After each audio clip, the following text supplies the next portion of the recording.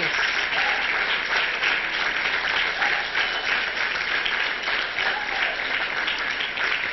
Pueden tomar asiento, gracias.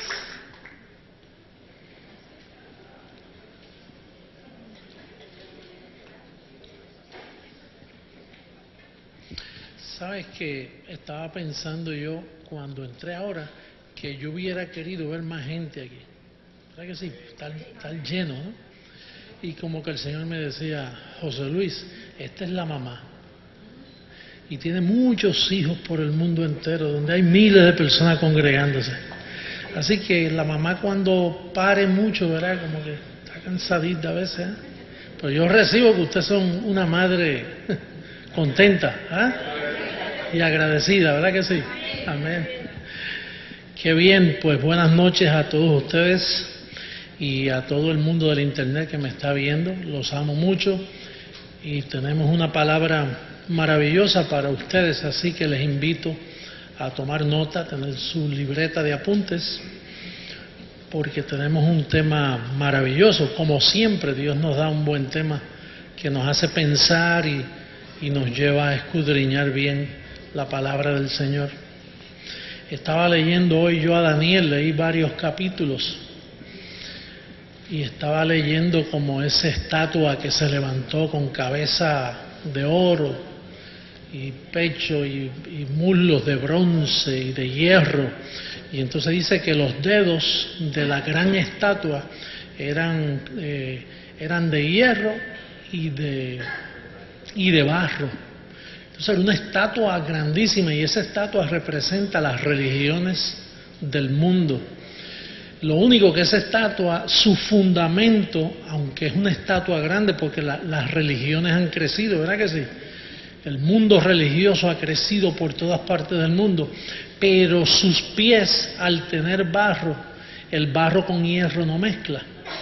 Y entonces muy pronto colapsa, ¿verdad? Muy pronto cae, porque dice que Dios, gracias Quintero, Dios cortó una piedra, hijo de hombre, y esa piedra que hijo de hombre trajo, logró derribar la estatua. Y esa piedra es este ministerio, que va a derribar, porque ese fundamento estaba cosido con hierro y barro. Entonces el fundamento tiene que tener solidez, y la solidez está en la gracia. Fíjate que el salmo que el pastor Cheo leyó decía, rebosa mi corazón palabra buena. ¿Y qué palabra buena había para los tiempos de David? Ninguna, si aquella palabra era palabra de condenación. La palabra buena es la palabra de gracia. Estaba profetizando de la palabra que iba a venir a nuestras vidas. Así que hoy yo quería hablar de la familia de la fe parte 2. Hablamos el miércoles pasado la familia de la fe parte 1.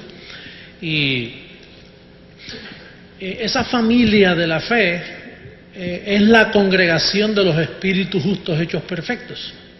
Es una familia de congregación, es una congregación de espíritus que Dios con su ofrenda los hizo perfectos para siempre, y eso somos nosotros. Pero cuando yo estaba pensando en esta segunda parte, yo espero que yo no me repita, aunque sea espero no repetirme a nivel mundial, pero yo a veces cuando viajo, como la gente no me conoce, pues yo le digo cómo comenzó mi ministerio. O sea, ¿qué fue lo que comenzó la familia de la fe? Y qué constituye a una persona decir yo soy parte de esa familia. Y entonces yo tengo memoria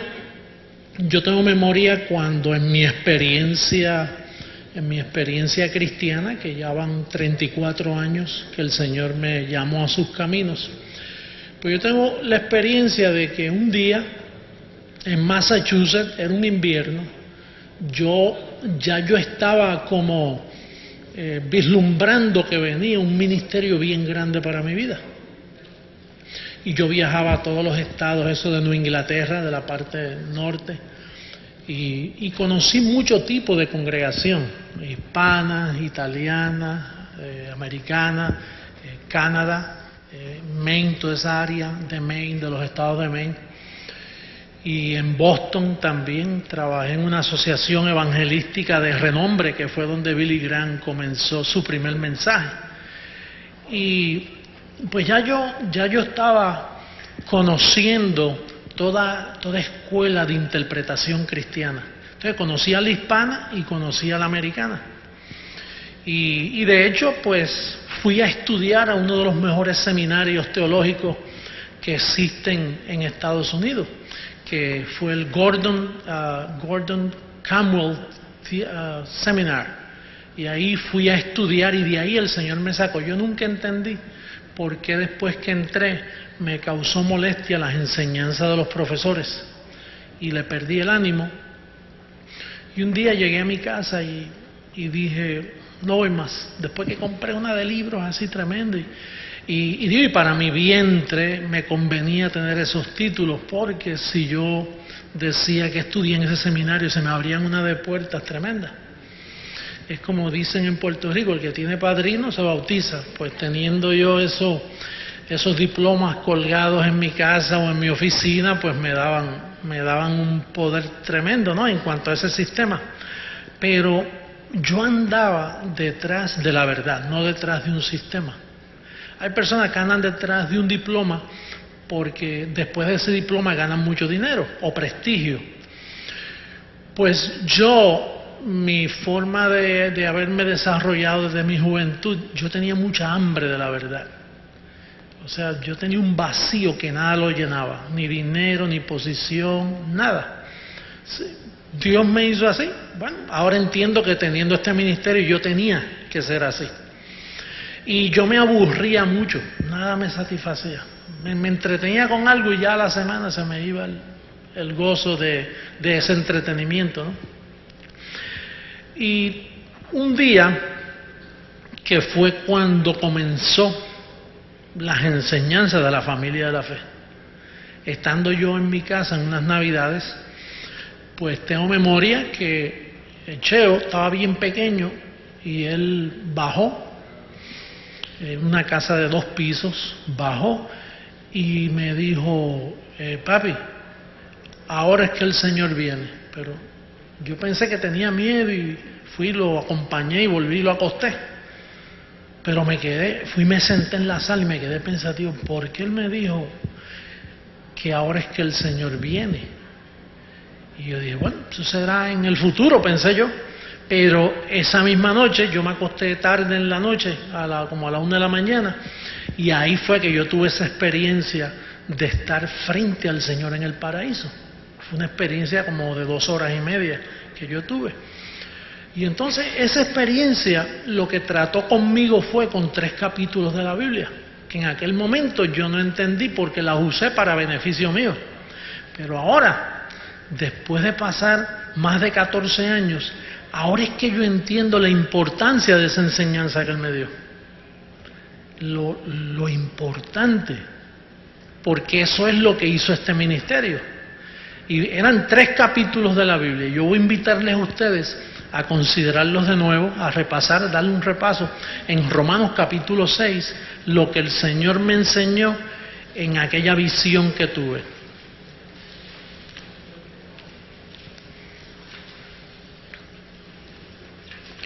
Romanos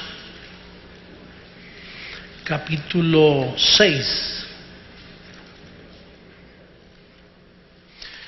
Estas enseñanzas constituyen cuál es la verdadera familia de la fe y quién no es la familia de la fe.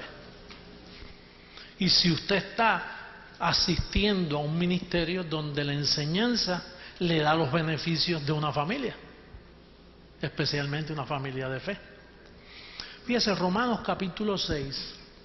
Yo quiero confesarles a ustedes aquí en Miami y delante del mundo, y no miento cuando digo esto, que cuando el Señor se me apareció yo no le vi el rostro, pero yo sabía que era el Señor. Y entonces cuando se me apareció en forma de maestro a discípulo, me dijo, siéntate y lee. Y si yo dijera que me enseñó algo diferente a lo que está escrito, entonces usted debe preocuparse y decir, espérate, este hombre puede estar inventando. Pero este ministerio, el Señor comenzó a enseñarme cómo yo edificar donde Pablo dejó el fundamento. Entonces eso le garantiza a usted que yo no soy un falso apóstol. Porque si usted ve que todo lo que yo enseño está encima del fundamento, usted dice, tranquilo, malo que se salga de ese fundamento y diga que cogí un viaje por allá a un monte y les revelaron la epístola 15, 16, 17, pues entonces hay preocupación. Porque usted debe ocuparse en saber dónde usted está visitando. Usted sabe la gente que están siendo engañada. La gente los engañan fácil. Después que usan la Biblia, con la Biblia los engañan. Lo primero, una persona que está engañada no conoce pactología, no divide, no traza viejo pacto, nuevo pacto. Y no aclara bien las enseñanzas, doctrinas de gracia, doctrinas de ley, sino que un falso ministerio, usted lo conoce fácil, cuando se mezclan los dos pactos. Tan pronto se mezclan, ahí hay un poquito de levadura, leuda la masa. Pero para su garantía, por eso es que una de las cosas que el Señor me dijo, mira, la gente que yo traigo a ti, ya yo los traigo preparados. Por eso usted ve que nosotros no usamos mecanismos como llene esta hojita para hacerlo miembro. Nosotros no utilizamos nada de esto. Las personas vienen, escuchan, se quedan si quieren, se van si quieren. Porque no podemos manipular para crecer. El crecimiento, dice el apóstol, que el crecimiento lo da Dios. Y lo que nosotros somos es porque Dios lo ha hecho, porque ciertamente yo nunca he manipulado, ni he dicho, no, por favor, tienen que creer en esto, porque si no, Dios los va a matar a palos en una esquina. Yo nunca he utilizado ese mecanismo. Casi siempre las pláticas nuestras van bautizadas en amor y se explican las cosas, ¿no? Pero yo quiero que tú consideres de los labios de Jesucristo. Y cuando yo digo de los labios de Jesucristo es porque Él fue quien me enseñó esto. Porque nadie ha enseñado así en 2000 años. Y esto es histórico lo que estamos haciendo. Y los hermanos que me están escuchando por el internet, esto es historia pura porque nunca, jamás en la historia de la iglesia cristiana se había enseñado una enseñanza tan fácil pero tan escondida. Dios la escondió para revelarla en estos últimos días. Mira lo que dice el capítulo 6, verso 1. ¿Qué pues diremos? ¿Perseveraremos en el pecado para que la gracia abunde? En ninguna manera, porque lo que hemos muerto al pecado, y hago señalamiento, cuando yo leí porque lo que hemos muerto al pecado, el Señor mismo me dijo, ¿tú entiendes estar muerto al pecado? Y bueno, sí, estoy muerto, pero ¿tú entiendes lo que eso significa? Antes tú estabas vivo al pecado. Así me decía por nombre el Señor, me decía, antes José Luis, tú estabas vivo al pecado. Pero cuando yo di mi vida en la cruz del Calvario, yo te coloqué a ti muerto al pecado. Por lo tanto, tú eres impecable, a ti no se te puede hallar en pecado porque estás muerto. En el Viejo Testamento tú estabas vivo al pecado. Tú hacías sacrificio, el sacerdote hacía sacrificio y se te perdonaban los pecados en ese día. Pero al otro día es como podar el césped, que tú podas el césped de tu casa y al otro día ya tú empiezas a ver y a la semana creció el césped. O vas donde el peluquero y te corta el pelo y a la semana hay que cortarlo de nuevo. Pues en el viejo pacto había sacrificio por los pecados del pueblo, pero temporero. Entonces el Señor me decía, José Luis, si tú estás muerto al pecado, tú no puedes perder la salvación. Porque para tú perder la salvación hay que hallarte en pecado. Pero si yo te coloco muerto al pecado, entonces no se te puede hallar en pecado. Tú eres impecable. Ahora, ¿cuándo se había oído eso en la historia? Usted me ve que todos los ministerios, aún los que te hablan de gracia, ellos te ven todavía vivo al pecado. Oh, no, sí, estamos bendecidos, hermano. Creemos en lo que ustedes enseñan y predestinados y todo. Pero si se te halla en pecado, te pierdes. Entonces, no ha comprendido el mensaje. Porque ¿cómo se te puede hallar en pecado si tú eres un muerto al pecado? Es como si las autoridades de Estados Unidos buscaran a un hombre que cometió un crimen y le reportan que el hombre lo mataron, está muerto. ¿Qué hay que hacer con el caso? Archivarlo, hay que cerrar el caso porque no es que está muerto. No le pueden cobrar más impuestos, no le pueden cobrar más las cuentas, no se puede hacer más nada con él porque está muerto. Entonces, si tú no entiendes el término muerto, tú estás fuera de la familia de la fe. Porque la fe es exactamente eso, te está diciendo que tú estás muerto al pecado, pero si tú piensas que todavía tú pecas y que se te halla en pecado y que Dios está bravo contigo porque tú estás en pecado, entonces tú no eres de la familia de la fe. Y me da lástima, tengo que declarar que todos los ministerios cristianos por el mundo están huérfanos. No tienen padres porque no tienen familia. Imagínese un muchacho que usted encuentre por ahí y le dice, ¿quiénes son tus padres? Y yo no sé. ¿Y cuál es tu apellido? Yo no sé tampoco. Me dice, ¿quién tú eres? Porque yo soy un huérfano. Ahora si tú dices, yo tengo familia. ¿Y de qué familia tú eres? De tal familia. ¿Y qué apellido es? De tal... Ah, bueno, entonces tú tienes una familia. Pues si tú no entiendes que tú estás muerto al pecado, que la iglesia, la familia de la fe, Cristo murió con el propósito de colocarla muerta al pecado, para que el pecado jamás vuelva a tocarla. Entonces tú eres parte de la familia de la fe. Ese es el mensaje.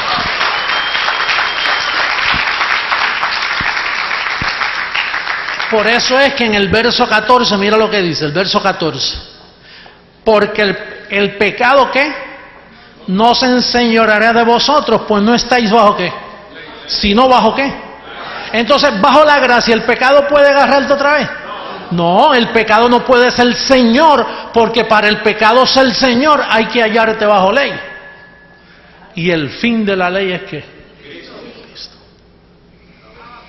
Entonces, que no me venga a decir a mí un grupito de esos por ahí, de los kioscos protestantes, oh no, yo soy de la familia de la fe. No, señor, usted no es parte de la familia de la fe porque usted cree que todavía hay pecado, usted cree que todavía hay diablo, usted cree que todavía hay condenación. Pues no, está mintiendo.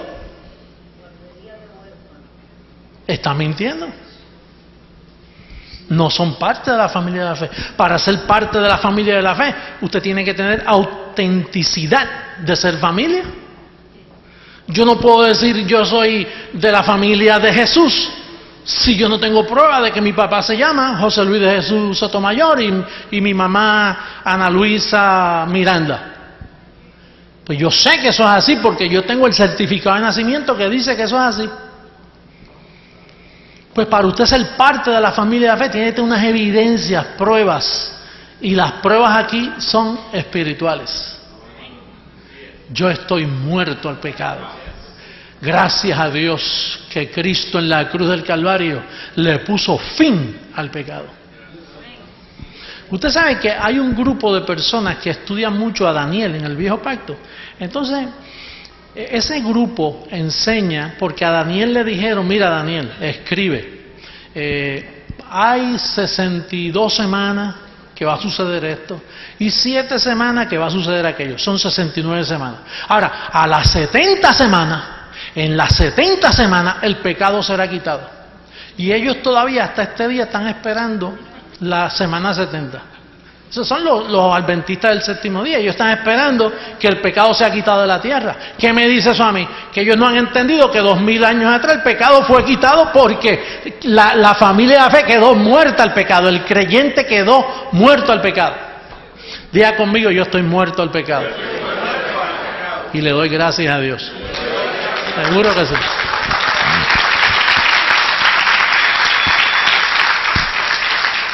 Casi siempre, ¿usted sabe por qué este tema quedó oscuro por 2000 años? Porque la mente se mete y dice, pues si yo estoy muerto al pecado, entonces yo tengo una tarjeta de crédito aquí para pecar. Una tarjeta de crédito, pero el límite es, no esa de $5,000, ¿no? Una tarjeta esa de millones. Entonces yo vivo como me da la gana y como no hay pecado. Y desgraciadamente la gente tiene mentes laboratorios, siempre están pensando, bueno, Dios dice eso, pero aunque Dios diga que yo estoy muerto del pecado, sí, pero también hay que pensar, y qué tal entonces si mi marido, si mi si mi novio, si mi aquella, si mi hijo, si... Entonces usted se pone a meterle argumentos a la verdad de Dios. Eso es altercar con Dios. Si Dios dice que usted esté muerto al pecado, diga, gracias papá, se acabó. Déjele los resultados al Señor. Por eso es que Pablo dice en capítulo 6, verso 1, mira lo que dice. ¿Qué pues diremos? ¿Perseveraremos en el pecado para que la gracia abunde? ¿En cuántas maneras? Pues diga, cuando alguien le diga a usted, mira, ustedes enseñan ahí que salvo siempre salvo y que no hay pecado. Cuando le traen esos argumentos, diga, mire, no es que nosotros enseñamos ahí, es que el Evangelio dice que nosotros, la familia de la fe, estamos muertos al pecado. A nosotros no nos interesan otros argumentos. El único argumento que a mí me interesa es el que Dios dio. Y está escrito, lo demás, punto, se acabó. Dios lo dice, yo lo creo, anda a hacerlo. Esa es la decisión. Eso es lo que constituye usted un verdadero creyente, firme. Mire, si yo llego a aflojarme 14 años atrás, con los argumentos de amistades que venían a mí, gente aparentemente muy buena y quizá con buenas intenciones. Yo tenía gente que me decía, hey, José Luis, ¿cómo estás? ¿Qué tal? Los reverendos, las personas, hey, how you doing, man? Long time no see you. Sí, y yo soy amigable, oh sí, ¿cómo estás? Gusto de verle. Vayan sentados una tacita de café y empezamos a hablar. Me dice, oye, José, están diciendo por ahí que tú estás comenzando algo nuevo.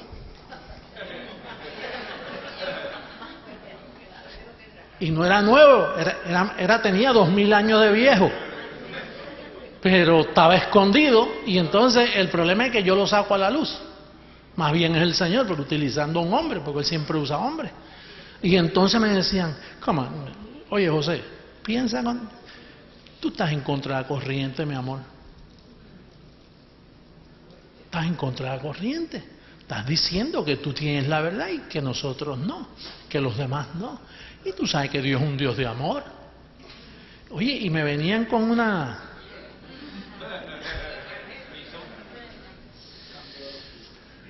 Entonces yo decía, fíjate, yo no estoy diciendo eso.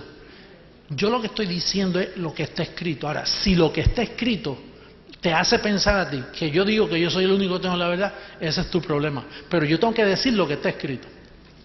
Está escrito que yo estoy muerto al pecado y eso no me lo va a robar nadie. Y mire, yo me tuve que mantener firme porque me quedé solo, la familia mía nada más, pero de los demás, muchachos, me miraban como un pájaro extraño.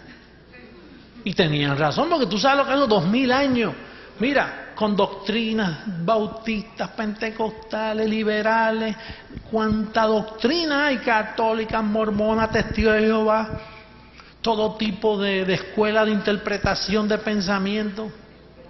Teólogos del pasado que son admirados por la iglesia protestante. Imagínate. Y ahora un puertorriqueño, un muchachito por ahí que salió y que a transformar el mundo entero. Porque él dice que tiene razón. Eso no es fácil. Pero oye, si yo no me llevo a mantener firme, ¿tú sabes dónde tú estuvieras hoy? Tú estuvieras hoy con una mente, Dios mío, mira, no voy más a la iglesia porque ya que... Así que la gente se descarrían de las iglesias y no van más. Hoy tú no estuvieras reinando en vida. Pero yo tuve que mantenerme firme porque este es el fundamento de la familia de la fe. Vamos a seguir leyéndolo en el verso 3. Romanos 6:3. ¿O no sabéis que todos los que hemos sido bautizados en Cristo Jesús hemos sido bautizados en su muerte? Como quien dice, uno murió, luego todos murieron. Eso es lo que dice, mantenga Romanos 6 abierto y ve conmigo rapidito a segunda carta a los Corintios para que tú veas lo que dice el misterio que Pablo le dijo a la segunda carta a los Corintios. Capítulo 5.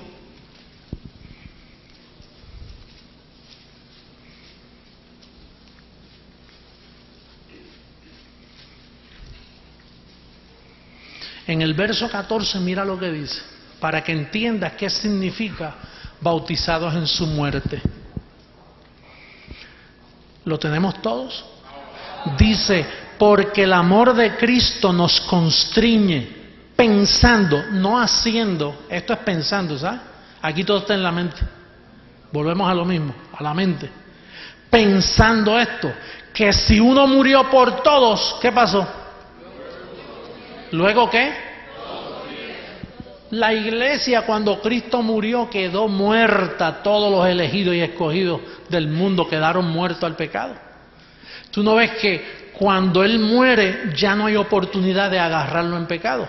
Cristo pudo haber pecado antes de morir, pero después que murió y resucitó, ya el pecado no puede con Él, porque ya Él venció la muerte. Pero entonces Él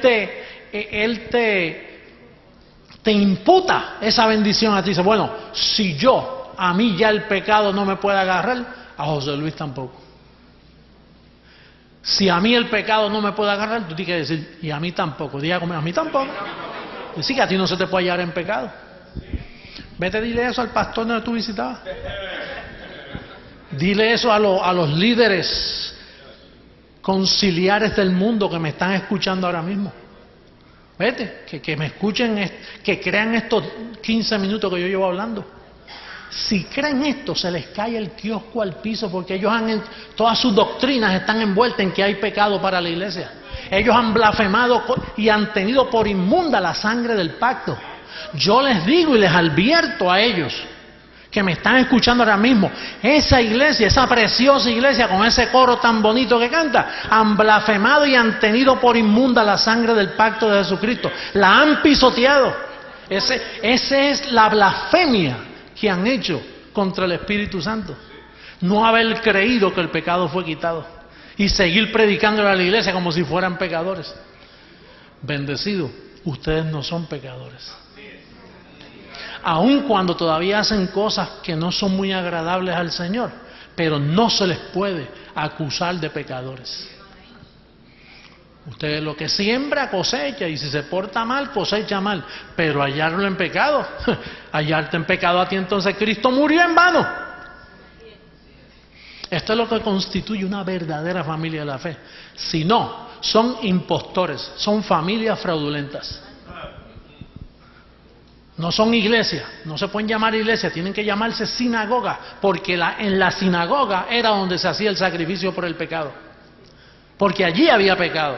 Pero en la iglesia del Señor Jesucristo, que Él murió y pagó y derramó su sangre para lavarla, para santificarla, no puede haber pecado, entonces no es iglesia. ¿Usted me está entendiendo, mi bendecido hermano? Mira, si tú entiendes esto que hemos hablado hasta aquí, no hay quien te engañe. Porque todas las religiones poseen un engaño. ¿Tú sabes cuál es? Que hay pecado. Que se te puede hallar en pecado. Ahí viene la misa el domingo, en todas las catedrales del mundo, la misa es un recordatorio del pecado. Cuando el cura está haciendo ahí su sacrificio y las campanitas y cogen la copa y la limpian y empiezan, tú sabes, con su... Cuando dicen Ave María purísima, sin pecado, Santa María, sin pecado concebida, ruega por nosotros pecadores. Usted está diciendo, ¿y qué hizo Cristo 2000 años atrás? Mira, esto es de vino muerto lo que estamos hablando aquí. Mira que Lutero escribió 95 tesis y las clavó en unas puertas del templo allá en Alemania. Aquello es un pellizco de ñoco al lado de lo que estamos hablando en esta noche. ¿Usted ha visto un ñoco pellizcando? Pues aquello no fue nada. Esto sí es una tesis. Que no clavarlas en unas puertas, clavarlas en la mente de los elegidos por todo el mundo.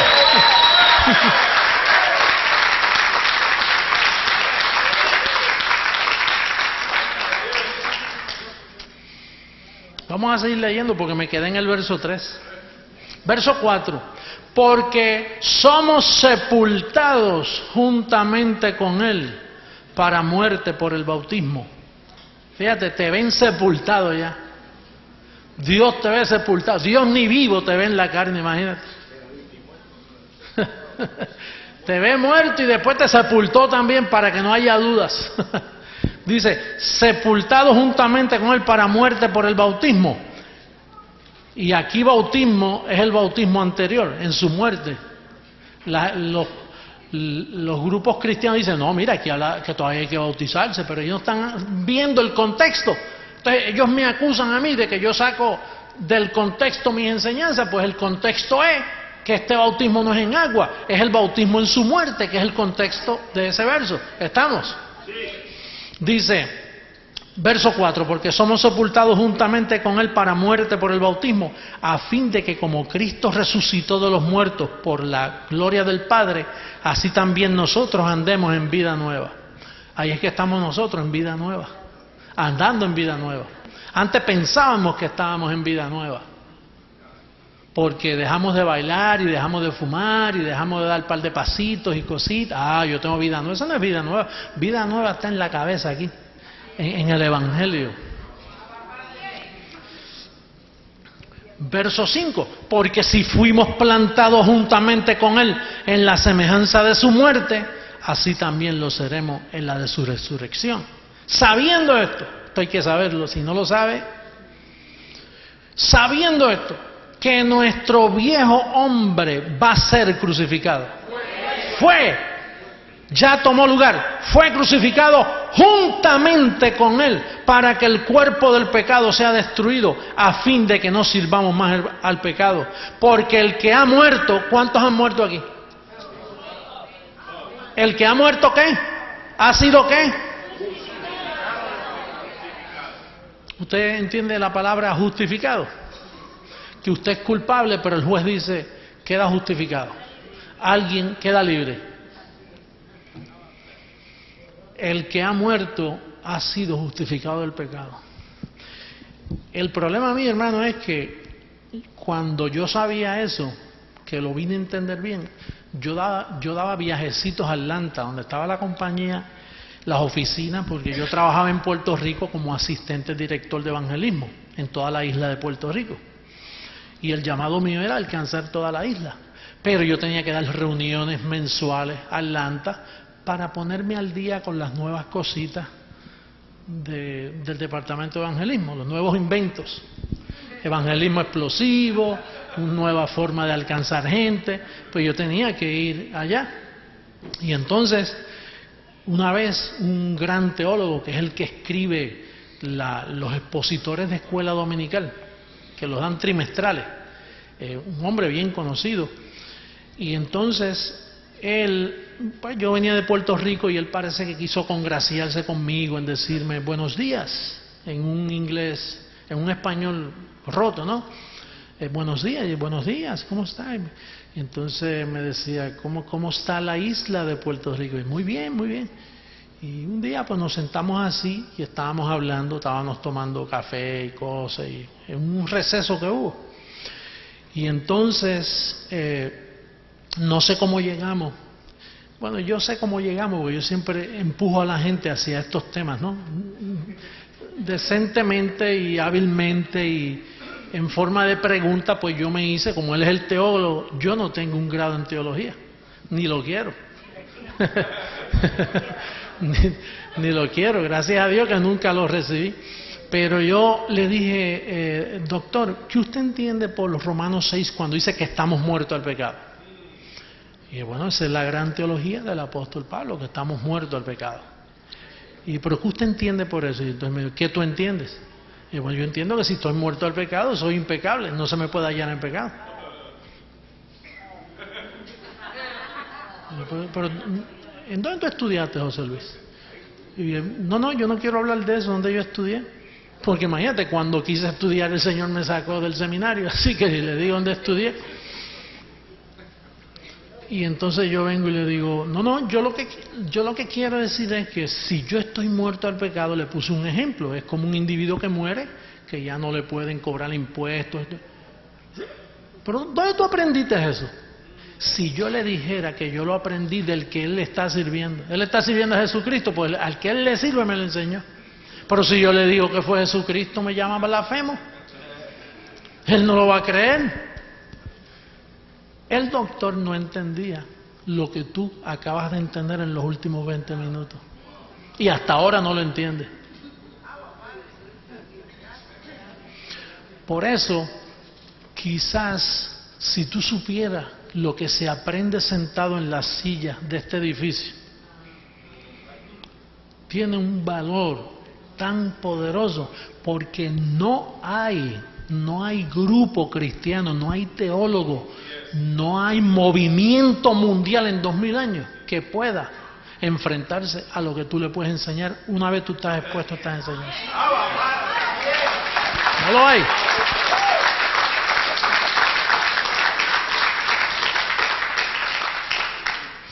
Imagínate, yo te estoy hablando a ti de unos tesoros que si tú los conoces, te conviertes en un personaje especial sobre la faz de la tierra. Tú eres una persona muy especial.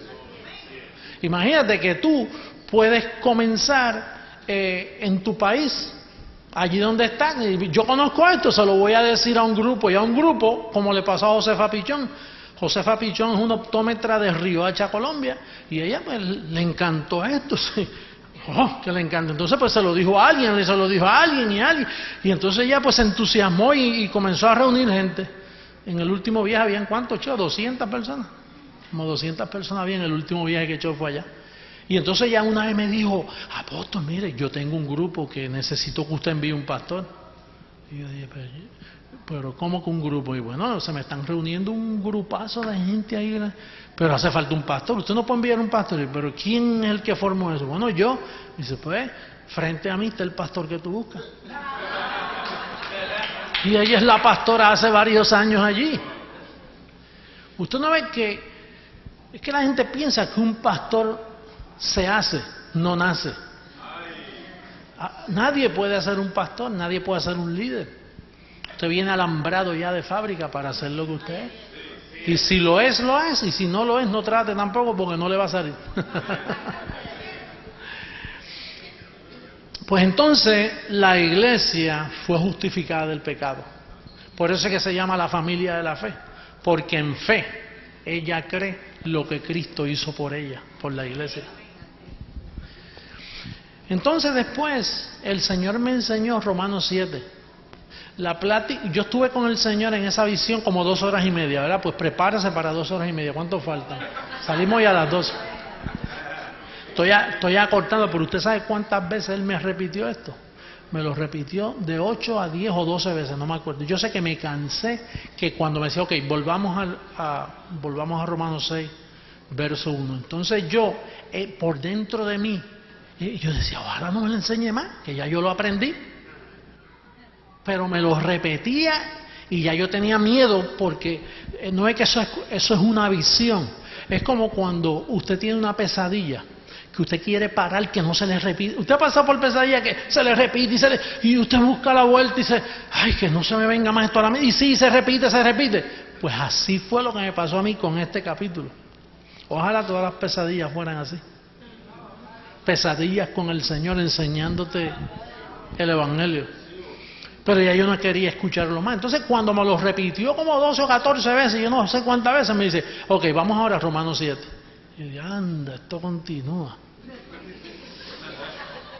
Era tan real, así mismito como yo te estoy hablando. Entonces Romanos 7, mira lo que él me leyó, dice, pero ahora estamos libres de la ley, por haber muerto, diga muerto, por haber muerto para aquella en que estábamos sujetos, de modo que sirvamos bajo el régimen nuevo del Espíritu y no bajo el régimen viejo de la letra. El Señor volvía y me explicaba, mira José Luis, la razón que tú estás, cuando yo di mi vida, te coloqué muerto al pecado, pues entonces al colocarte muerto al pecado, tú has muerto a la ley. La ley no puede contigo, la ley de Moisés, los mandamientos, no hay ley que pueda contra ti. Ahora fíjate, la ley existe para todos los que no saben lo que yo estoy hablando. Porque todavía hay grupos por ahí guardando la ley. Los judíos están guardando la ley.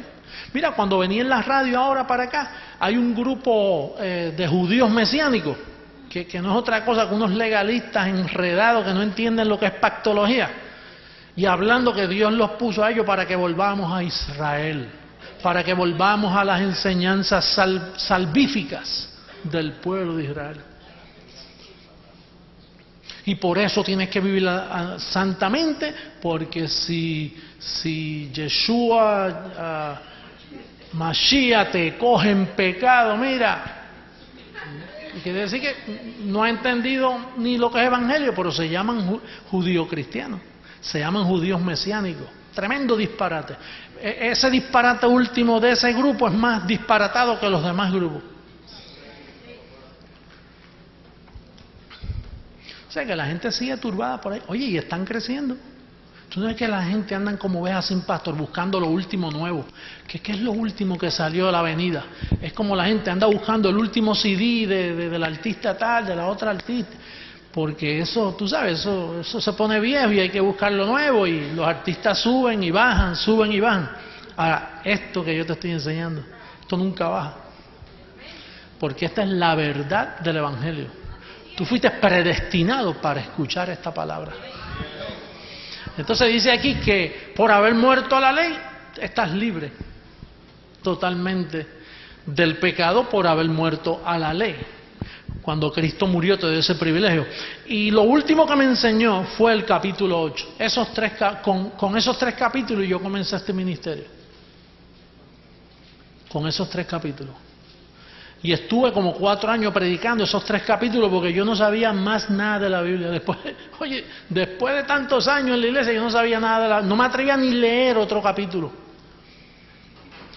Cuando yo entendí Romanos 6, 7 y 8, después yo no me atrevía a predicar de más nada. Y no, hasta que Él no me explique lo otro, no lo toco porque no ve que está contaminado con las enseñanzas anteriores. Yo tenía que renovar toda mi enseñanza. Rompí todo, tiré todo al piso, todo lo de lo viejo, no, ni lo toqué. Bota esas porquerías que tiene, que todo eso está contaminado.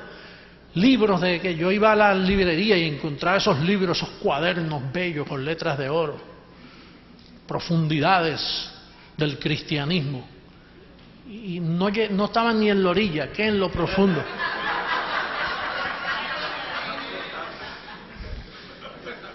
Libro que decía manantiales en el desierto.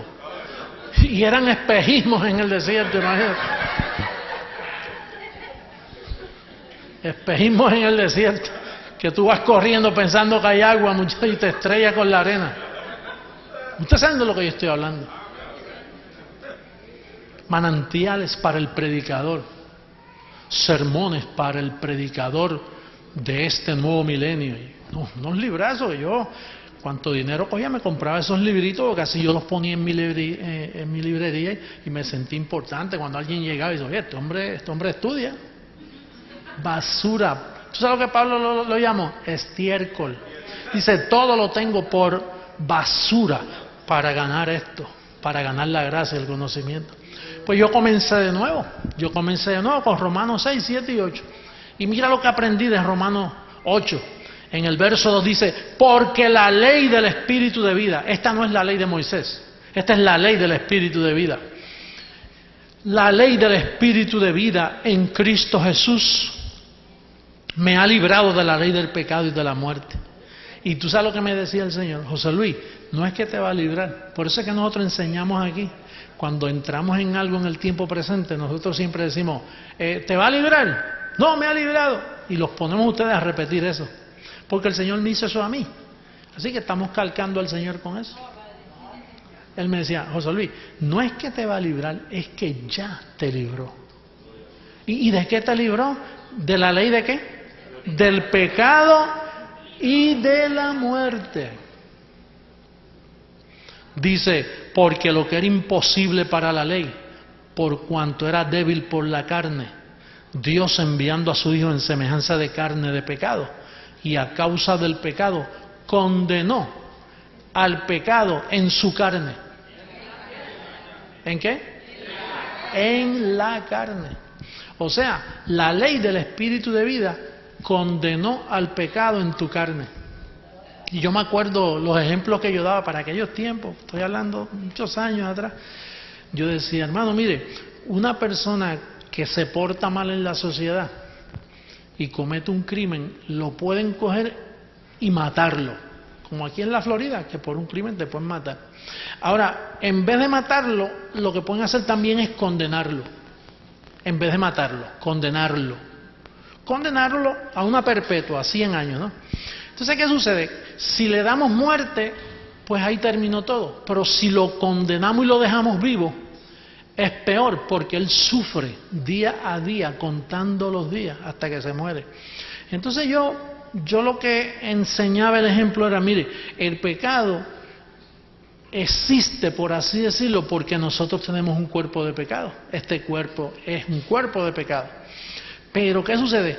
El pecado está en nuestro cuerpo, pero fuimos vacunados con una vacuna que lo anula y no le deja efecto.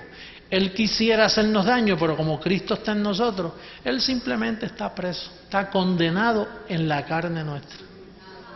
Está condenado. Y a veces te asusta, y a veces te hace pasar unos sustos. Porque Pablo le llamó los deseos engañosos de la carne. En otras palabras, que tú estás perfecto, pero a la misma vez vives en un cuerpo de debilidad. De ahí es donde el sistema religioso de estos días, como sabe que tú tienes eso ahí, pero no saben que está condenado, el pecado, si Dios te halla en pecado, te pierdes la salvación, te vas y te quemas en el infierno. Pero ellos no saben que está condenado. O sea, que ellos están tratando con un criminal que está preso, pero cierran las puertas de la casa pensando que esta noche llega. Él está condenado. Y si de la prisión de Sing Sing, ¿se recuerdan esa cárcel que no se podía uno fugar? Porque si te fugaba, estabas rodeada de tiburones. Así que cuando te metían preso ahí, cogían la llave y la tiraban al mar, así, mira, might as well, así, la tiraban al agua, como quien dice, ¿para qué guardarla si de aquí tú no vas a salir? Pues esta cárcel la fabricó Dios para el pecado. Por una leve tribulación momentánea, en lo que un día nos visten nuestros cuerpitos de incorrupción, y entonces ya se acabó la lucha contra los deseos engañosos y contra las debilidades que nos acechan, contra el sufrimiento, la tristeza, todo lo que toma lugar aquí en la tierra, que lo entristece a usted y le causa problemas. Pero ya la victoria es nuestra, porque usted está muerto al pecado. Diga conmigo, la familia de la fe está muerta al pecado. Ya no está en pecado, porque el pecado fue quitado del medio.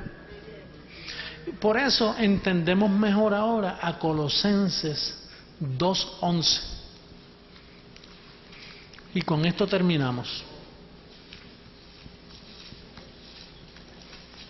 Colosenses capítulo 2.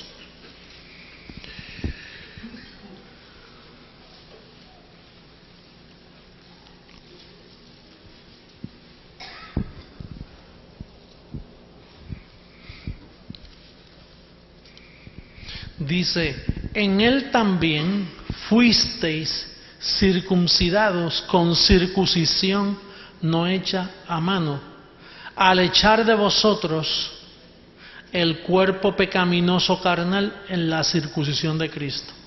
¿Qué hizo con tu cuerpo pecaminoso carnal? ¿Qué? ¿Lo qué? Lo echó. ¿Tú sabes cuál es el problema? Que tú tienes que tener fe para creer que Él lo echó cuando tú todavía lo ves viviendo contigo.